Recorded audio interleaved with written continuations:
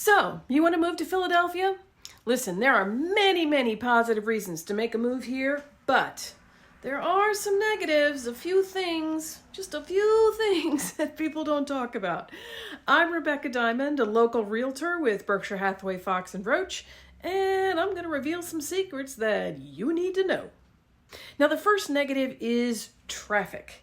Philly is right up there with Boston, Chicago, LA, and New York for most congested trafficways. There is traffic everywhere. Sometimes it can take 15 minutes just to go 2 to 3 miles.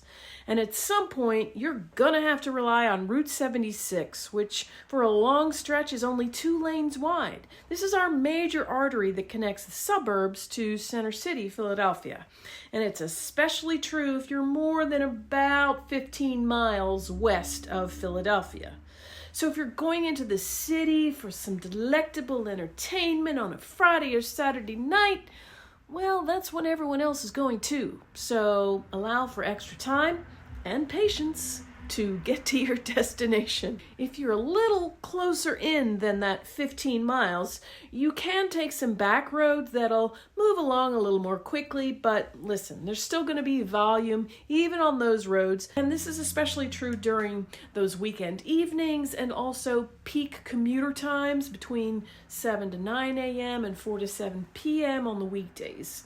Most of our best suburbs, though, are connected to a public transit system, so you can get into Philadelphia with a little less traffic. Commuting via train is very comfortable and it's very popular. Stay tuned to this channel for more information on transportation. I've got a video coming up all about it. Now, next is the roads themselves. Every now and then, you'll get lucky. You'll find some rare moments of light traffic and you're cruising along, you're singing, you're peaceful, life is good, and then boom, road closure or men working. So you're still likely to be stymied by road construction. We have a lot of road work here. It's everywhere. It's throughout the year, and still our roads are not in good shape. Our potholes turn into veritable craters. So always allow for extra time and prepare for some wear and tear on your vehicle. Now, this next one might be a little controversial. Let's talk about attitude, or as I like to say, nice is different than good. Philadelphians are not known for our genteel niceties. Our sports fans kind of sum this up with the slogan, "No one likes us, we don't care." People kind of hold their cards close to the vest. You won't find too many that randomly strike up a conversation with you. We aren't rude, we just aren't all that friendly, and to a newcomer it could seem unwelcoming, especially if you're moving here from the South. Some of your neighbors will probably wave to you in passing, but they might not bring you a cake or a lasagna when you move in. We probably won't initiate chat with you in the grocery line. We might, but it'll likely be brief because we are often impatient and we just want to complete our task and move on to the next task.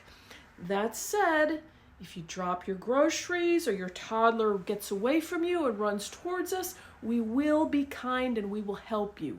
We are kind, good, helpful, salt of the earth people. When you need us, we are there for you. I had a friend just last week. She was waiting for a bus in the rain. A complete stranger pulled over, got out of her car, and offered her an umbrella. This totally contradicts everything I just said. So it's not all people everywhere. You will find people who are kind and nice, especially depending on which area you choose to live.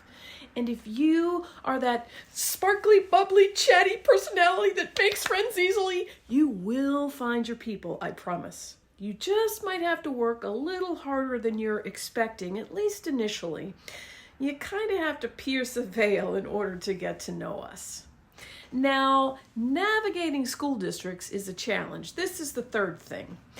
Philly suburbs are blessed with many award-winning school districts. We have 3 just in the Main Line suburbs alone that are consistently ranked among the top in the country. But the system can be difficult to understand because many of our towns cross school district boundaries.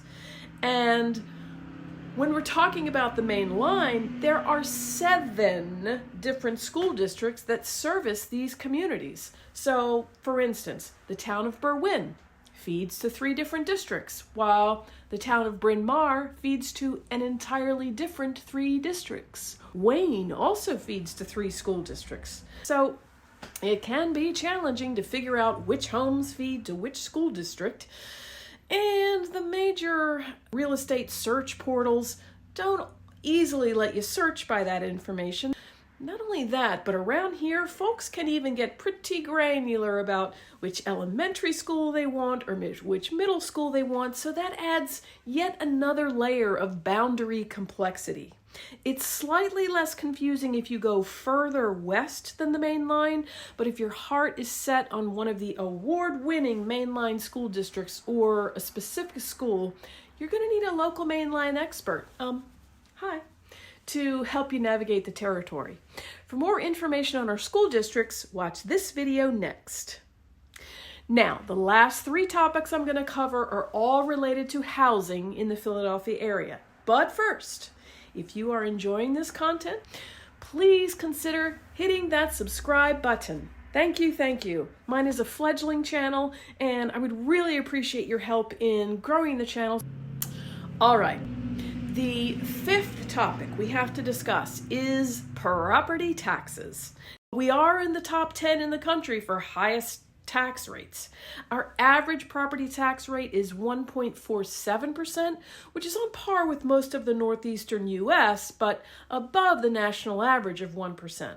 So if you're moving here from the South or the Midwest or the West, this may be a source of sticker shock for you. And Chippenham School District has their own taxes to add, so total taxes can vary widely from one house to another. I recently did a search in Delaware County for a 4-bedroom, 2-bathroom, detached single-family home, roughly 2,000 square feet on 1/4 acre, and the taxes on the resulting properties range from $5,000 to $10,000. That can create a significant shift in affordability from one township to the next, so keep that in mind as you're shopping. And while you might think the highest taxes probably means better schools, we don't have that direct relationship. You'll need to do some homework in that regard if school districts are important to you. Property taxes are appealable. Just know that it can be a lengthy process, and while you don't need an attorney, you'll probably want one who is well acquainted with that process. And in some townships, the appeal can only be undertaken in very specific short windows of time during the year. And now let me warn you about our housing stock. If you love a stone house, boy, you have come to the right place. We have the distinction of having the greatest number of glorious old stone houses in the country. But I use the word old very intentionally because most of our housing stock dates from between 1920 and 1960. We've also got quite a few historic homes dating back to the 17 and 1800s. So if old houses are your jam, you will love it here. But that also means you can expect to encounter small closets, choppy floor plans, sometimes no family room, sometimes no master bathroom, laundry in the basement, small kitchens, no mudroom. These are all kind of normal conditions. However, you can find older homes that have had their floor plans and amenities beautifully altered and renovated to embrace modern living standards. Renovation is practically a competitive sport around here. So those houses come up pretty frequently. But also, those homes are pretty hotly contested in any market conditions, and they get snapped up right away. So if you find one of those, you will have to act fast. Or you may have the heart, the time, and the funds for renovations of your own, in which case this could be paradise for you. You can also find some homes that were built in the 80s and 90s that have more contemporary floor plans. And we do have a lot of newer construction townhouses, in other words, attached homes. What I often hear from clients moving here from outside the area is that they want detached, new construction that's within 20-30 minutes of Philadelphia. And that, my friends, is hard to find. If your heart is set on that, prices start at about $1.5 million on the main line, and even those are really hard to come by. At roughly $2 million, you'll start to find a few more options for detached new construction. Our area is already largely developed, so we just don't have the land for big new construction developments. Now, if you're willing to be about 60 to 90 minutes from Philadelphia, you could find more options for detached new construction, starting around $675,000. And that brings us to the biggie, and that is housing prices. Year to date, the median sold price in Philadelphia is only $270,000, well below the national average of $429,000, and considerably less expensive than Manhattan or Washington, D.C. So Philly is a great location if you commute to either of those cities. And in Delaware County, the median price is only $415,000. But our mainline suburbs include some of the most expensive real estate in the country. If your goal is to live in the mainline suburbs that are closest to Philadelphia, you're looking at a median home price of about $685,000. Now, that figure includes condos and townhouses. So if your ideal is a detached, single-family mainline home, realistically speaking, you're looking at a minimum of $885,000. And at that price, it would probably need some bit of cosmetic upgrading. You could also choose to go a little further west.